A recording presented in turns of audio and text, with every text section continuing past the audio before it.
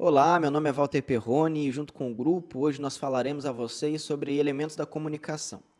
Bom, a comunicação ela está associada ao processo de linguagem e o processo de linguagem é o meio pelo qual nós, enquanto indivíduos, lançamos mão ou usufruímos para poder estabelecer nossas relações e nossas interações. Né? Então, é a forma como nós representamos as transmissões de mensagens que ocorrem entre um emissor e um receptor, sendo o emissor aquele quem lança a mensagem e o receptor aquele que capta a mensagem e, por consequência, gera entendimento sobre o que foi dito. A palavra comunicação ela tem origem no latim, na palavra comunicare, e tem por significado partilhar, tornar algo comum. Desse modo, então, a gente entende a comunicação como um elemento aí essencial para a interação social humana. E para falar de comunicação é necessário que a gente fale sobre os elementos que compõem essa comunicação. Entre eles, nós exemplificamos o emissor, que também em outros momentos pode ser chamado de locutor ou de falante, e o emissor é aquele que vai emitir a mensagem para que uma, duas ou mais pessoas, que nós chamaremos aqui de receptores, por exemplo, possam captar para que seja gerado o entendimento. O receptor é outro elemento que compõe a comunicação, né? Em outros momentos ele também pode ser chamado de interlocutor ou ouvinte, e o receptor ele é responsável por receber a mensagem que foi emitida outrora pelo emissor e decodificar essa mensagem para que seja gerado o entendimento.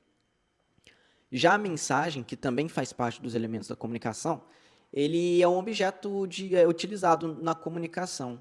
Ele é a forma pela qual o emissor vai representar o conteúdo que ele pretende passar ao receptor.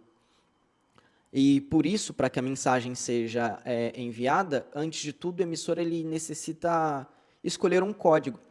E o código é outro elemento da comunicação também que vai representar o conjunto de signos que serão utilizados na mensagem.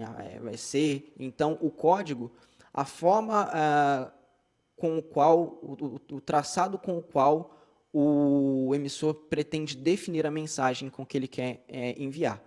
Por exemplo, nós podemos mandar a mensagem escrita, eu posso enviar uma mensagem através de uma imagem, eu posso enviar a mensagem de forma oral. A forma como eu vou escolher mandar essa mensagem representa o conjunto de código que eu estou utilizando para poder expressar essa mensagem enquanto emissor. Outro elemento da comunicação é o próprio canal de comunicação. E o canal ele é exemplificado pelo meio ao qual o emissor lança a mão para poder mandar, enviar essa mensagem. Suponhamos então, por exemplo, que eu seja um escritor e eu escreva um texto. Eu posso usar como meio de comunicação um jornal, um livro, uma revista. Ou em outro momento, se a gente imaginar que eu estou fazendo uma ligação a alguém, eu posso imaginar como meio de comunicação um celular, um orelhão, um telefone fixo, enfim, é o meio pelo qual essa mensagem vai ser transferida. Outro elemento importantíssimo aí para a comunicação é o contexto. O contexto também pode ser chamado de referente. E ele trata de uma situação comunicativa que insere tanto o emissor quanto o receptor. É como se eu criasse uma atmosfera para poder transmitir essa mensagem de maneira embasada, fazendo com que a mensagem seja mais efetiva. Tanto o emissor tenha maior facilidade de emitir uma mensagem clara, quanto o receptor tem maior facilidade de recebê-la e decodificá-la. Tá? Outro elemento da comunicação, que nem sempre acontece, mas que pode vir a acontecer, é o ruído na comunicação. E o ruído ele acontece de forma a impedir que o emissor consiga concretizar essa mensagem ou impedir que o receptor consiga decodificar a mensagem de forma correta. Vamos supor, por exemplo, que eu estou aqui falando a vocês e em algum momento passa aí um carro de som e vocês não conseguem escutar o que eu estou dizendo. Esse carro de som, neste momento, está agindo como um ruído nessa comunicação. Ele não permite que a mensagem chegue de forma clara a vocês, neste caso, receptores da mensagem. Isso pode acontecer também por conta do erro da escolha de código. Suponhamos que eu esteja aqui falando a vocês em inglês, escolho o código em inglês para passar minhas mensagens a vocês, e vocês não compreendem o inglês. Então, o código ele não vai conseguir estabelecer essa relação entre o emissor e o receptor, justamente porque, no caso, Exemplificado, o receptor não tem condições de decodificar o código. Então, o ruído na comunicação pode acontecer dessa forma. E é muito importante lembrar que para que a comunicação aconteça, ela somente vai ser efetivada se o receptor conseguir decodificar a mensagem que foi transmitida pelo emissor. Se essa decodificação não for feita, a gente não considera que a comunicação está acontecendo. Olá, me chamo Clécia Henrique e falarei sobre a importância da comunicação. O ato de comunicar-se, ele é essencial tanto para os seres humanos, para os animais, uma vez que uma comunicação, ela é uma partilha de informações, né, que são adquiridas, né, e através disso vem o conhecimento, né. Nós somos seres totalmente sociais e somos frutos do meio da nossa convivência. Se convivemos em um habitat onde são falantes, onde são comunicativos, nós seremos mais fáceis, né, para falar, para conversar, para comunicarmos uns com os outros. Agora, existem sociedades que têm mais restrições no falar, não são muito didáticos na oralidade, né? São mais restritivos, né? Existem várias formas de falar, né? Existe a linguagem verbal e também a linguagem não verbal. E é importante lembrar que esse base lá vem de toda a nossa comunicação. A linguagem verbal seria aquela linguagem, né, da escrita, da oralidade, né, onde você vê uma pessoa com um dom de oralidade, você vê ela falante, ela comunicante, conversando, e ela passa aquela informação e é absorvida aquele conhecimento. Quando você vê um escritor, por exemplo, que escreve um artigo, né, que publica, é um grande ganho para toda a comunidade em si, para toda a sociedade, porque é uma maneira de você expandir o conhecimento dos outros também, não de si próprio, né? Existem também a comunicação por meio de gestos. Antigamente, se você fosse na casa de uma pessoa que tivesse alguma deficiência no falar, ou que tivesse uma cegueira, uma patologia que fosse, ele era bem mais restritivo no falar, ele era bem mais silencioso, né? Dependeria de um parente, de alguém para se comunicar por ele. E isso já se expandiu de uma maneira, essa necessidade da comunicação, que até no meio acadêmico, como por exemplo o curso de medicina, tem na sua grade a Libra, né, que seria a língua de sinais. E isso é muito importante para o médico tratar o seu paciente. Essa importância é imprescindível, porque esse paciente, ele não precisa mais de alguém traduzindo as coisas para ele. Ele pode falar diretamente, se sentir confiante e aceitável com aquele profissional para ele se comunicar, né? Existem canais de comunicação e esses meios são tanto individualizados como também o canal que é chamado de massa, né? Antigamente era comum você encontrar uma pessoa de idade aí dos anos 80 até os anos 90 lendo jornal. Existiam os jornais locais, os nacionais, e assim se expandia a comunicação.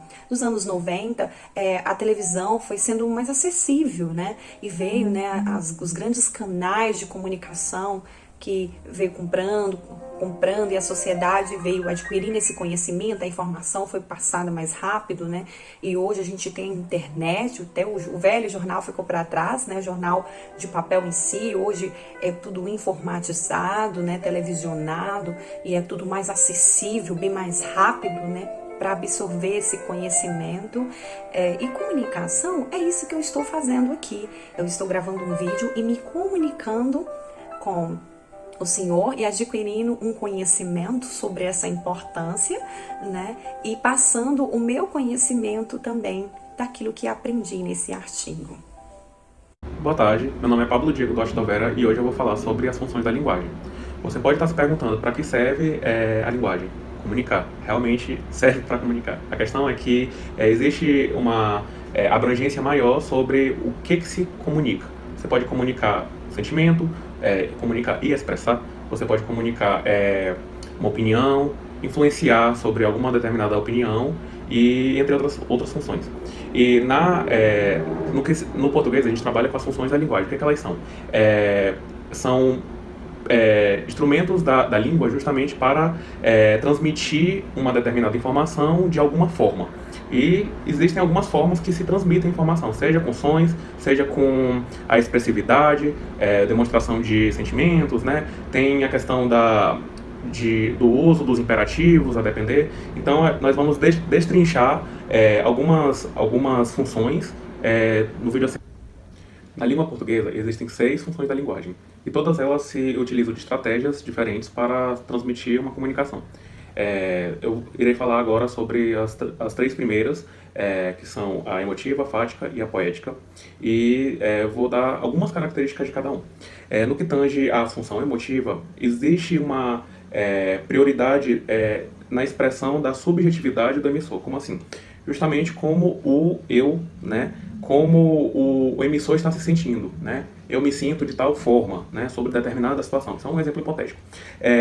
A ênfase está no emissor, né? No eu, né? Então, obviamente, existem o uso de pronomes, no caso o eu, é bem mais presente. E a título de exemplo, o romantismo, como escola literária, foi um dos intensificadores que se fizeram muito dessa função da função emotiva. Como assim? Em determinada época, geralmente eu digo que a segunda fase, que foi a fase, né, de maior melancolia, né, de maior expressividade dos sentimentos, né, o eu era muito presente, né? Então a questão da morte, do pessimismo, esteve presente nessa fase.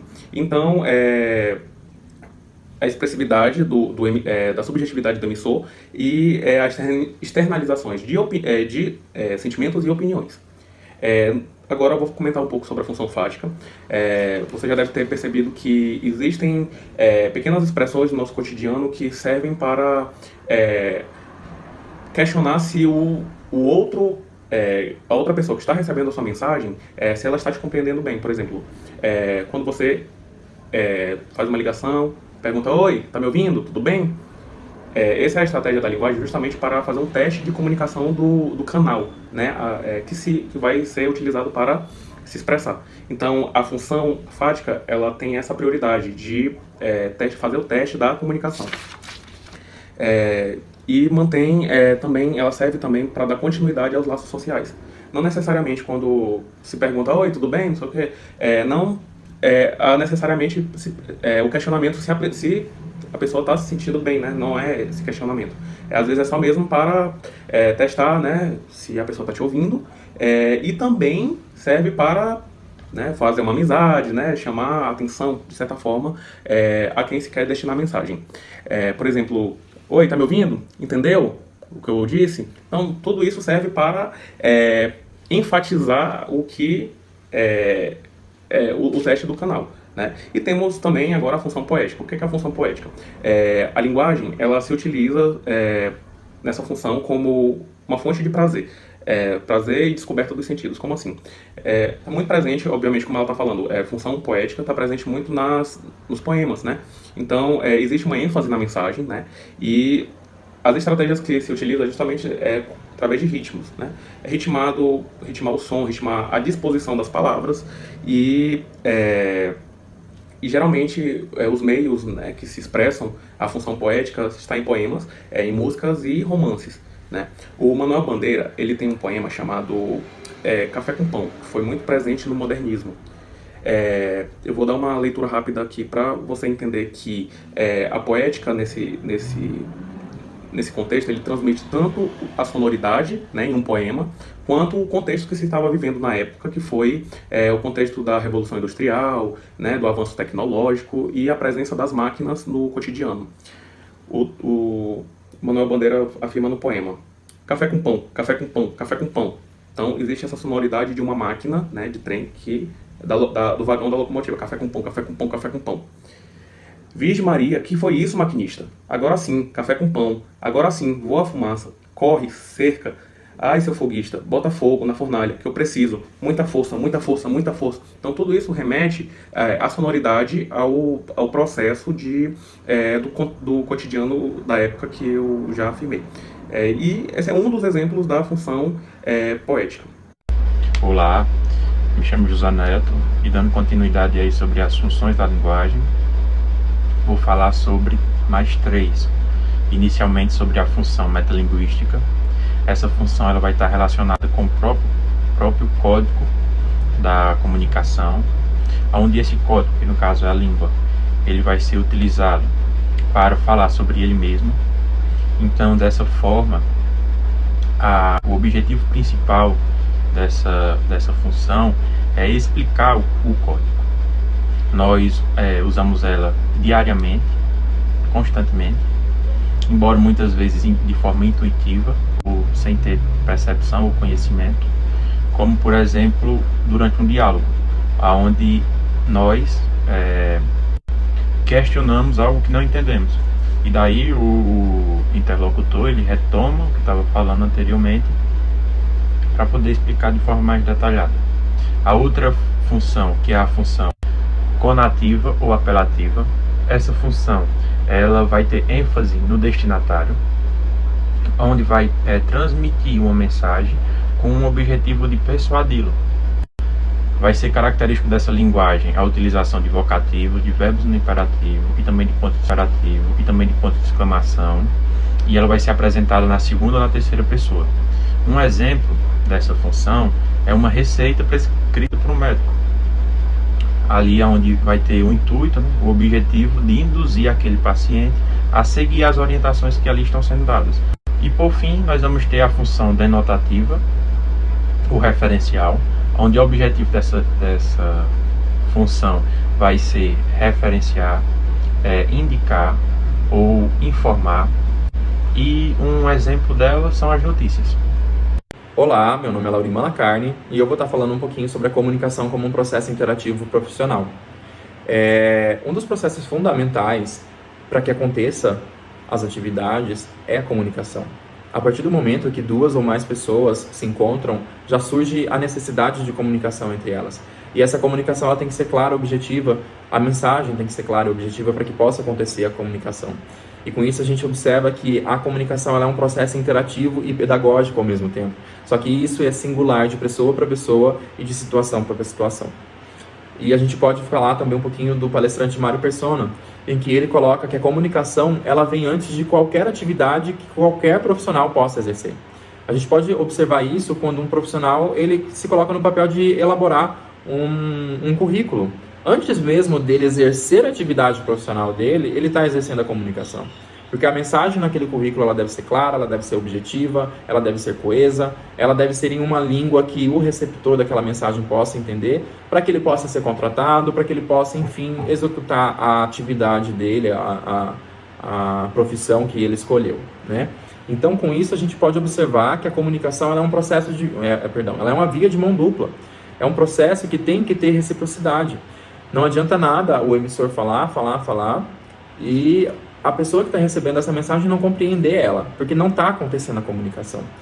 Então, por isso a gente observa a necessidade de adequar a mensagem para as situações e para as pessoas que vão receber essa mensagem. A gente pode estar observando isso com um exemplo prático voltado para a medicina, quando dois médicos estão discutindo um determinado caso, e esses dois médicos eles podem utilizar termos técnicos para se referenciar a isso, porque eles dois vão compreender a mensagem. Só que a partir do momento que um desses dois médicos vai passar a conduta de tratamento para o paciente, ele tem que adequar a fala dele para aquela situação. Ele tem que observar, ele tem que garantir que aquele paciente vai receber essa mensagem e que ele compreendeu a mensagem.